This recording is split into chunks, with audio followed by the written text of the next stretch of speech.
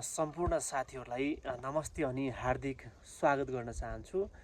म यतिखेर चाहिँ रुकुम पूर्व जिल्लाको पुथा उत्तर गङ्गा गाउँपालिका वडा नम्बर 11 को यो सेरा गाउँमा रहेको छु। बालुवा सेरा, उपल्नु सेरा भन्दो रहेछ यो गाउँलाई। र निकै सुन्दर र मौलिकता रहेको यो गाउँमा विभिन्न प्रकारका संस्कृति, संस्कार र यहाँका मौलिक कलाहरू रहेका छन्। र यो मौलिक कला र संस्कार संस्कृतिहरूलाई रूपान्तरण, पुस्तान्तरण र आत्मनिर्भरताको लागि यो गाउँका मानिसहरू निकै मेहनत गर्दो रहेछन्।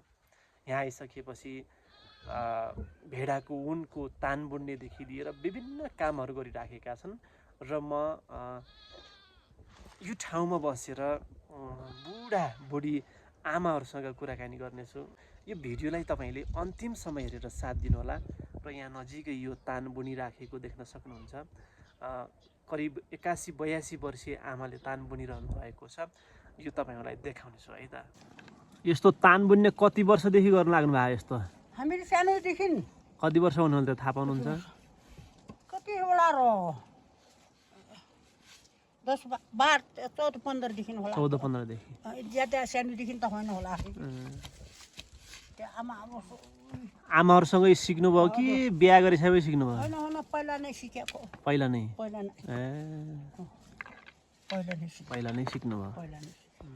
यो चाहिँ आमाको माया है। यसरी चाहिँ उहाँले निस्वार्थ भावले चाहिँ उहाँले काजु राख्नु भएको रहेछ। यसरी चाहिँ ल्याएर मलाई दिनुभयो। उहाँ चाहिँ बाख्रालाई पानी हाल्दै हुनुहुन्छ। एकैछिन मैले उहाँसँग कुराकानी गर्नेछु र तपाईँहरूलाई त्यो कुराकानी सुनाउने छु है त।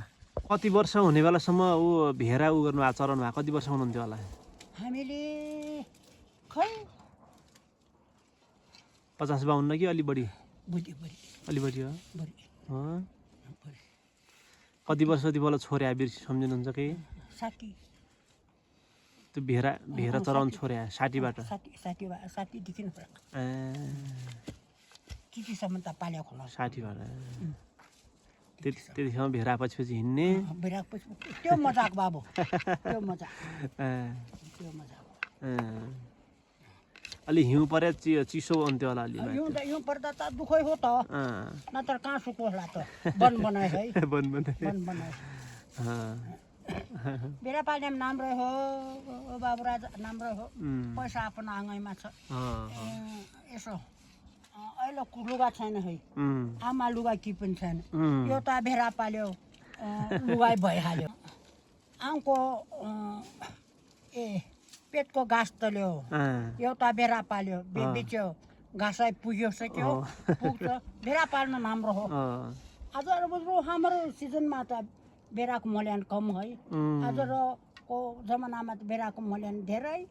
आजको भेरा पाल्नेलाई फाइदा छ त। हामीलाई त उति जमानामा उति फाइदा थिएन के, फाइदा थिएन। दसैँ तिहारमा धेरै बेच्नुहुन्थ्यो होला अलि? हो। दसैँ तिहारमा? दसैँ तिहारमा व्यापारीहरूले कति हो किन्ने।